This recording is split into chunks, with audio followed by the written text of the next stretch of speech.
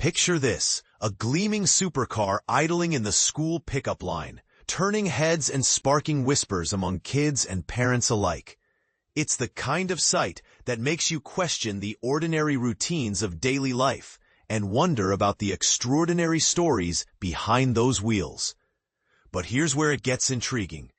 What if that rare ride isn't just a symbol of wealth, but a gateway to wild tales of eccentricity or even mischief? Let's dive into the world of uncommon school-run vehicles, exploring memories that might just surprise you and challenge your views on what's normal for getting to class. Unless you hopped on a school bus or walked the short distance to school on your own, chances are an adult in your family was your chauffeur. Over time, your parents' everyday car probably started to feel like just another part of the background noise of life. Yet, there was always that spark of excitement in discovering what your friends and classmates arrived in. A subtle thrill that made the mundane school day feel a bit more adventurous. So, what's the most unusual vehicle you've ever spotted ferrying kids to school? Did you catch a glimpse of a high-performance sports car lurking in the drop-off zone? Or is that a luxury reserved for the elite schools in your area? For instance, the iconic 1961 Ferrari 250 California from the movie Ferris Bueller's Day Off springs to mind. You know, the one Cameron's dad owned, which became the centerpiece of that unforgettable joyride scene. Check it out here if you haven't. https://www.jalopnik.com/180932 Lewis Hamilton drives Ferrari Ferris Bueller's Day Off. Hopefully, smashing up parents' prized possessions wasn't a common hobby in your neighborhood, or perhaps the cars leaned more toward the bizarre.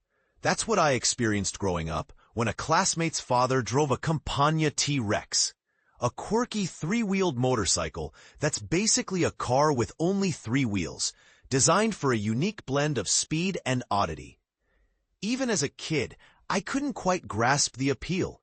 It's like a vehicle that straddles the line between a bike and a car, offering a thrilling ride, but with a design that might confuse more than it impresses. For more on this eccentric beast, see https://www.jalopnik.com/The Campagna T-Rex would have to be your last car, 179742. And this is the part most people miss. Sometimes the driver isn't the adult you expect. While moms and dads are usually the ones behind the wheel for school runs, that's not always the case. Take last month's headline-grabbing incident in California, where a 12-year-old boy decided to take his parents' Ford Explorer Sport Track for a spin to his old school.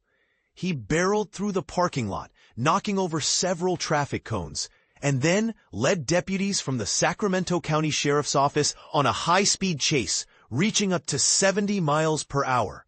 The wild ride ended with crashes into a parked car and a sheriff's vehicle, culminating in his arrest. It's a story that raises eyebrows. Was this just a kid's impulsive adventure or a dangerous lapse in supervision? For beginners wondering about the details, a Ford Explorer Sport Track is a rugged pickup truck hybrid, popular for its versatility. But in this case, it became the unlikely star of a real-life chase scene. But here's where it gets controversial. Incidents like this blur the lines between harmless fun and serious risk. Is it amusing to imagine a preteen turning a family vehicle into a getaway car? Or does it highlight deeper issues like parenting and safety?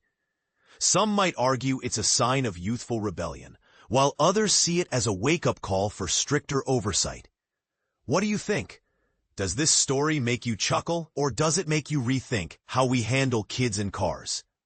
Please jump into the comments below and share your own tales of the rarest school-run cars you've encountered. Be sure to include where you were, how old you were at the time, and any juicy details about the vehicle or the situation. We're all ears for your stories, even if you were the one doing the dropping off. And while you're at it, weigh in on the controversies we've touched on. Do you believe rare cars and school lines are just cool quirks, or do they say something about inequality? Is a kid driving to school ever okay, or is it always a recipe for trouble? We'd love to hear your takes and spark some lively discussion.